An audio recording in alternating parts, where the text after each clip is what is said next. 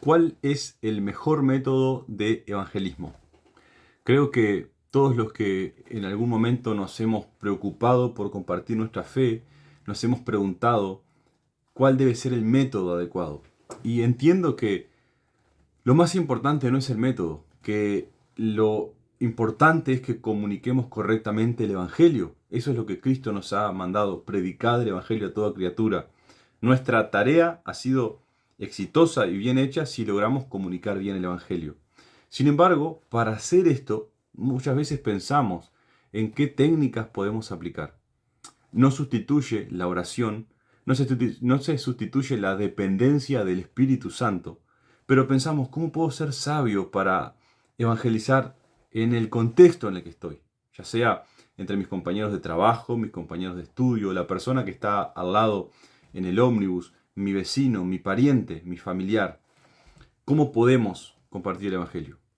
En mi caso estoy en Uruguay y reconozco que como creyente evangélico, bautista, estamos viendo todo el tiempo en nuestras ciudades, en nuestros pueblos, un movimiento muy grande de algunas sectas, como son el mormonismo y los llamados testigos de Jehová.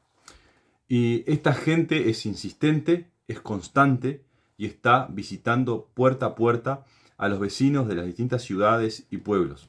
Hay gente que ya los ve venir y dispara, cierra la puerta, a pesar de que toquen timbre, no les quiere atender, etc. Y a veces nosotros recibimos como cristianos evangélicos bautistas algo como que no querés evangelizar porque no salís puerta a puerta. O quizás algo como te sentís avergonzado del evangelio y por eso no querés salir. Incluso a veces se llega a decir con ánimo de querer animar a la gente a compartir el evangelio cosas como en realidad no escucho a gente confesando el pecado de no evangelizar. O en el juicio Dios va a recriminarle a muchos que no compartieron su fe. Y creo que entiendo la preocupación de evangelistas y misioneros que tratan de mover la conciencia del pueblo para que compartan su fe.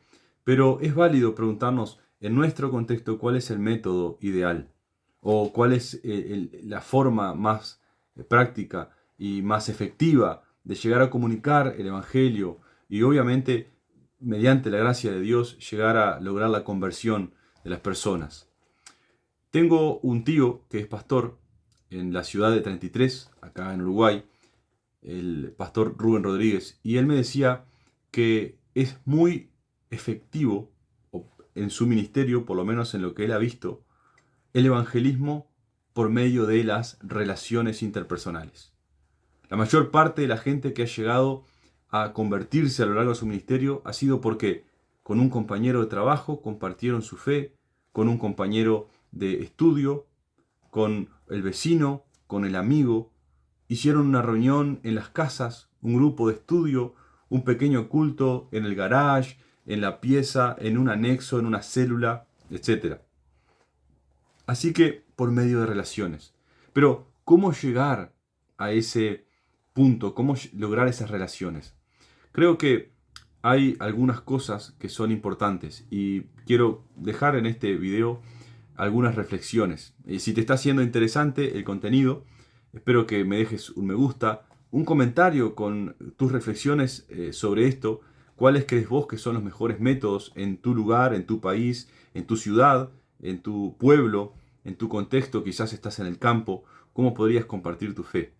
Y suscríbete al canal, dale me gusta, compartirlo, me ayuda mucho y para que este contenido, si está siendo bueno, interesante, de valor, llegue a más personas.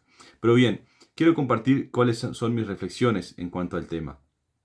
Creo que una manera de que este evangelismo llegue a ser efectivo es que la iglesia local se tome en serio la tarea de capacitar a sus miembros para que sean capaces de compartir el evangelio.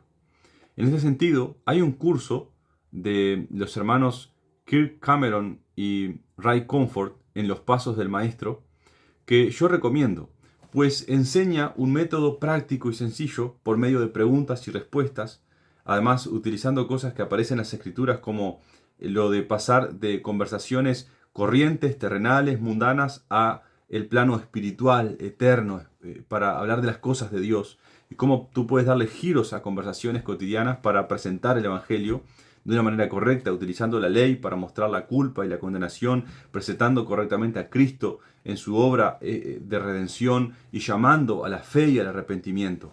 Bueno, ese es un buen comienzo, que toda la congregación, que cada hermano sea capaz de compartir su fe, de explicarle a otros qué es lo que Cristo ha hecho por él y cómo ellos también pueden apropiarse de la redención en Cristo. En segundo lugar, tendríamos que ver de qué manera podemos promover esas relaciones con las personas. Creo que uno de los grandes males del fundamentalismo ha sido insistir tanto en la separación entre cristianos y no cristianos, que eso ha llevado a gente a no querer acercarse a los incrédulos. A veces no quieren ni siquiera tener el mínimo contacto con la gente que no sea de la iglesia. Pero eso es un error, pues somos llamados a ser sal y luz. Entonces, ¿cómo podemos promover que los creyentes se relacionen con otras personas? Creo que básicamente tenemos que tratar de ser personas amigables y hacer cosas. Está bien que vayas al gimnasio, que estudies, que tomes un curso de algo, que te relaciones con la gente en tu trabajo, que busques conversaciones con las personas. Algunos salen a los parques, algunos simplemente en su trabajo, con sus amigos, con sus vecinos. Relaciónense con los incrédulos. Claro que no debemos elegir a los incrédulos como nuestros mejores amigos o nuestros mentores o consejeros, pero sí debemos relacionarnos. Y en esto hay un ministerio que se llama Acts 29, Hechos 29 en español, que habla sobre plantar iglesias, y ahora realmente no recuerdo el nombre del escritor del libro, pero se llama Sobre la roca, un modelo para iglesias que plantan iglesias, y él habla de ser amigos y testigos. Así que ese es otro paso. Seamos amigos y testigos.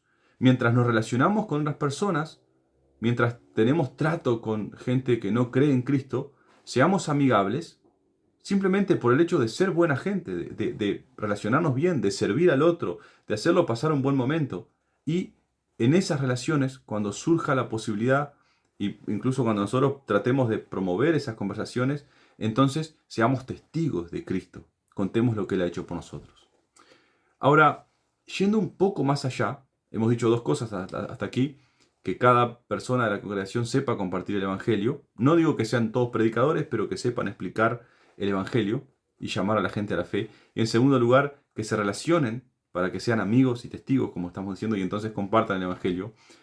¿Cómo podríamos promover más aún quizás un sistema o un plan, un programa para que los hermanos de la iglesia, para que la iglesia local en su conjunto esté generando esas relaciones y esos vínculos para mostrar a Cristo, para predicar el Evangelio?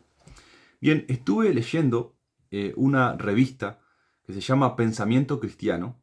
Es del año 1973, y allí un autor de un artículo, realmente no sé quién es, pero de apellido Colosimo, escribe un libro en el que propone un método de encuentros para estudio bíblico en hogares. Y es muy interesante porque él da toda la planificación de cómo hacerlo, sugiere varios pasos, pero para que lo entendamos así, básicamente sería que la iglesia debiera conseguir que haya hermanos de la congregación que estén dispuestos a abrir sus hogares una vez al mes, y entonces ir rotando por varios hogares todos los días de la semana que se pueda, tantos hogares como se consiga que estén abiertos, y allí hay una reunión en que van a estar gente de la congregación y gente que se invite, otros vecinos, familiares, gente que aún no conoce a Cristo. Y el objetivo de esa reunión es que la gente pueda escuchar la palabra de Dios e ir profundizando en su fe en Cristo, o quizás adquirir esa fe en Cristo. Lo interesante es que no son reuniones en las que se presione a la gente a tomar una decisión por Cristo. No son reuniones en las que se utilicen argumentos sensibleros para que la gente haga una oración. No, hay un guía del estudio bíblico, hay un párrafo seleccionado, preferentemente del Nuevo Testamento y que trate explícitamente sobre Jesucristo, y se sigue un método de estudio que algunos le llaman OIA, OIA. Es observación, interpretación y aplicación. Teniendo la esperanza de que la gente vaya conociendo a Jesús al observar los textos del Nuevo Testamento y entonces llegue a desarrollar una fe personal en Él. Y allí entonces poder invitarlo a ser parte de nuestra congregación o quizás de otra congregación, porque el punto no es hacer un proselitismo para nuestra iglesia local, sino que verdaderamente la gente conozca a Jesús. Así que espero que me puedas dejar en los comentarios qué te parece estas tres cosas que hemos hablado como método de evangelismo.